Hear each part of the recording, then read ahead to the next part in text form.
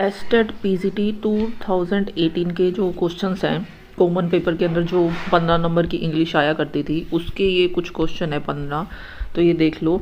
सबसे पहले बताना है इसमें से सही ऑप्शन कौन सा है। ठीक है, जोज हैज़ ट्रेवल्ड अ लॉट। ठीक है, प्रेजेंट में टेंस है। ही डैज स्पीक 4 लैंग्वेज। जब भी उसकी बात होती है ना एबिलिटी की कि वो ये कर सकता है या वो कर सकता है, तब हम कैन यूज़ करते हैं। तो यहाँ पे कैन ऑप्शन हमारा सही हो जाएगा। तो एक चीज़ और याद रखना, अगर यहाँ पे पास दे रखा होता ना तो आगे हम यहाँ पास्ट ही कर रहे होते। ये चीज़ याद रखना, ऐसे करके इसको गलत मत कराना। ये क्वेश्चन है द रेस्टेड वैन इवनिंग केम। ठीक है, इसमें हमें बताना है कि कौन सा क्लोज है। तो अब देखो अंडरलाइन इसको किया गया, हमें ना पहले वाला वर्ड देखना है कि कौन सा है। यहाँ पे क्या है, वर्ब है। ठीक है, वर्ब दी गई है। वर्ब चाहे कोई भी हो, दी गई वर्ब है। वर्ब के बाद वाला क्लोज पूछा है, तो जब भी वर्ब के बाद कोई क्लोज है तो वो कौन सा होगा, एडवर्ब क्लोज होगा। तो C option is right. Next इसमें से प्लूरल बताना है। स्पीशीज का प्लूरल यही होता है, same to same, singular plural same. तो B option is right. Next इसमें बताना है करेक्ट, हमें इनडायरेक्ट बनाना है। अब हमें सिर्फ वर्ब देखनी है। तो है, हैव का क्या हो जाएगा, हैड हो जाएगा। तो जो हैड नहीं है उसको काट दो। तो इसमें नहीं है, इसमें भी है, इसमें कुछ और ही दे रखा है, ये भी नहीं है। तो A option is right. Next अब बताना है प्रीफिक्स ऐड करना है और उससे मतलब कौन सा डिस प्रीफिक्स। तो अब इसका क्या रूल होता है कि जिसके आगे प्रीफिक्स लगता है तो मतलब क्या होगा कि वो जो पीछे वाला जो वर्ड होगा ना, एक रूट वर्ड होगा, मतलब जो खुद का उसका एक मीनिंग होगा, उसके आगे हम डिस को ऐड करेंगे। तो अब देखते हैं किसका मीनिंग बनता है किसका नहीं। अब देखो डिस के बाद इसने क्या लिखा हुआ है, बिलीफ लिखा हुआ है, जिसका मतलब है हाँ है पढ़ा। फिर इसके बाद है डिस के बाद ओबियंस लिखा हुआ है, इसका मतलब ही होता है। उसके बाद डिस के बाद कंफर्ट लिखा हुआ है, उसका मतलब ही होता है। पर डिस के बाद ये जो क्वेश्चन लिखा हुआ है इसका कोई मतलब नहीं होता। तो हमारा जो डी ऑप्शन है ये सही हो जाएगा, क्योंकि इसमें यही पूछा है कि गलत कौन सा है। जब भी ऐसे क्वेश्चन का आए ना इनकरेक्ट बताओ तो इसको ना ऐसे मार्क कर लेना। ठीक है, इसको पूरा हाईलाइट कर लेना ताकि तुम्हें दिखेगी तुम्हें गलत बताना है। नेक्स्ट इज़ कंटेमिनेट का मतलब क्या होता है। इसका मतलब होता है कोई भी जो किसी चीज़ को क्या कर देना, कोई लिक्विड मिला के उसको गंदा कर देना। तो डिफाइल होगा इसका मतलब। ठीक है, अब इसको एक और करने का तरीका होता है। अगर इसका मीनिंग पता है ना तो एलिमिनेट कर दो ऑप्शन, तब करके इस तक भी पहुंच सकते हैं। अब नेक्स्ट है the old man was tired of walking. ठीक है, अब इसके अंदर हमें क्या बताना है, अंडरलाइन वर्ड बताना है।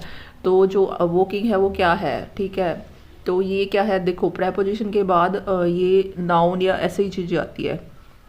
ये क्या है, एक जीरंड है। ठीक है, आईएनजी फॉर्म जीरंड ही होती है। नेक्स्ट है she had affection dash her grand children. तो प्रेपोजिशन फिल करना है। अब देखो इसको कैसे करना है, ये देखो ये कह रहा है कि उसका अफेक्शन है। ठीक है, she had affection for her grand children के लिए है। तो अब विद इन होता है, कोई टाइम लिमिट होता है ना कि ये इस काम को विद इन दिस मंथ या विद इन 2 डेज में पूरा कर दो, तब यूज़ करेंगे। तो अगेंस्ट थोड़ी होता है, अफेक्शन अगेंस्ट थोड़ी होगा। ठीक है, कुछ और होगा, हेट्रेड वगैरह होगा। तो ये 2 ऑप्शन तो कट गए। अब इनटू हम यूज़ करते हैं कोई भी चीज़ को मतलब मूविंग है चीज़ और किसी और चीज़ में जाके गिर गई, जैसे she fail into the river या पोर वाटर इनटू द ग्लास, तब यूज़ करेंगे। तो ये तो होगा नहीं, फिर बच गया डी ऑप्शन, तो ये सही है। नेक्स्ट है इसमें से एक और इनकरेक्ट सफिक्स बताना है। सफिक्स होता है जो पीछे लगते हैं, प्रीफिक्स पहले लगते हैं, मतलब प्री पहले। ठीक है, और सफिक्स हो गए वो पीछे लगेंगे। ठीक है, एक याद कर लेना, दूसरा याद रहेगा। प्रीफिक्स मतलब प्री पहले लगेंगे। तो इसमें बताना है इनकरेक्ट, इसको अंडरलाइन कर लो। तो पहला है बताया ना भाई, जब भी प्रीफिक्स सफिक्स लगाने हैं तो जो रूट वर्ड है उनका खुद का मीनिंग होना चाहिए, और एक वो मीनिंगफुल, उसके बाद उसका एक मीनिंग भी बनना चाहिए। फ्रेंडशिप का मीनिंग बनता है, रिलेशनशिप का भी बनता है, मेंबरशिप का भी बनता है, पर आर्ग्यूशिप कुछ भी नहीं होता। तो डी ऑप्शन हो जाएगा। Next is gymnastic dash my favourite sport. अब देखो जिम्नास्टिक देखने में प्लूरल लगता है, पर ये क्या है, एक सिंगुलर स्पोर्ट है। तो इज राइट। नेक्स्ट इसमें से हमें बताना है पास्ट टेंस और पास्ट पार्टिसिपल बताना है इस वर्ब का। देखो पास्ट तो होती है सेकंड फॉर्म और पास्ट पार्टिसिपल होती है third form.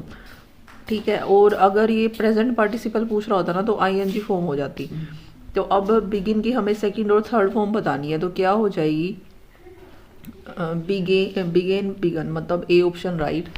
Next is play जो वर्ब है उसको हमें फिल करना है, ठीक है। अब ये क्या है, सिंस और फोर जब भी आ जाते हैं तो पता ही है जो परफेक्ट कॉन्टिन्यूस ऐसे वाला टेंस लगाना होता है, तो एक में ही है ये, तो D option is right.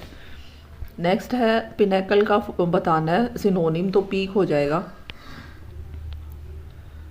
Next is cut down का हमें क्या बताना है, फ्रेजल वर्ब है, इसका मीनिंग बताना है। तो इसको करना कैसे है, देखो कट डाउन मतलब कुछ कम होगा ऐसे करके मानो। तो देखो अपीयर का मतलब होता है कि सामने आ जाना, ये नहीं होगा। एक्सपोज का मतलब कुछ राज खोल देना, किसी को एक्सपोज कर देना, ये भी नहीं होगा। राइज टू सरफेस का मतलब ये हो जाएगा कि नीचे से निकलना, ठीक है, बेड से निकलना ऐसे करके, तो ये भी नहीं होगा, तो बच गया ये वाला। रिड्यूस इन साइज और अमाउंट मतलब कुछ कम करना, क्योंकि हम कुछ कट कर रहे हैं ना, ऐसे करके कर सकते हो, सही ऑप्शन तक पहुंच सकते हो तुम लोग। अब इसमें क्या है, आर्टिकल फिल करना है। तो इसने देखो एक दो सेंटेंस दिए हैं, he found her blue Ford escort in the car park, ठीक है, वहाँ पे इसको मिली अपनी जो कार है।